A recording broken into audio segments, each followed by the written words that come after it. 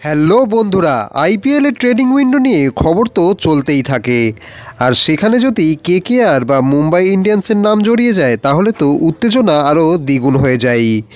KKR ফ্যানেরা যেখানে নতুন player আসার অপেক্ষায় ছিল সেখানে দেখা যাচ্ছে উল্টো ছবি।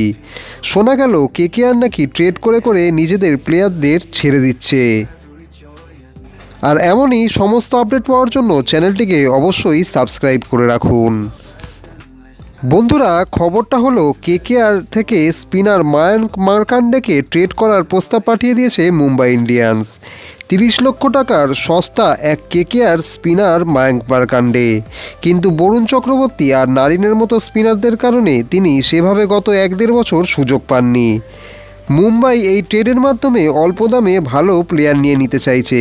মনে করা হচ্ছে কেকেআর এই প্রস্তাবে রাজি হতে পারে, কারণ মায়াঙ্কের গেম টাইম পাওয়া এমনিতেই কঠিন। আর মুম্বাই সম্ভবত কোনো প্লেয়ারের বদলে শুধু টাকার বিনিময়ে অল ক্যাশ ডিল মায়াঙ্ককে দলে নিয়ে নেবে।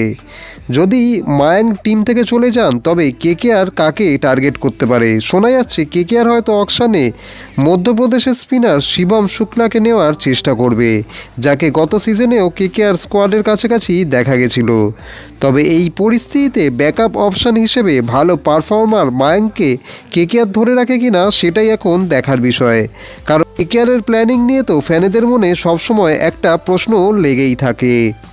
তো বন্ধুরা, আপনাদের কি মনে হয় কেকেআরের কি মায়াঙ্ক মার্কান্ডেকে ট্রেড করা উচিত নাকি ব্যাকআপ হিসেবে দলে রেখে দেওয়া উচিত? কমেন্টে অবশ্যই নিজেদের মতামত জানান।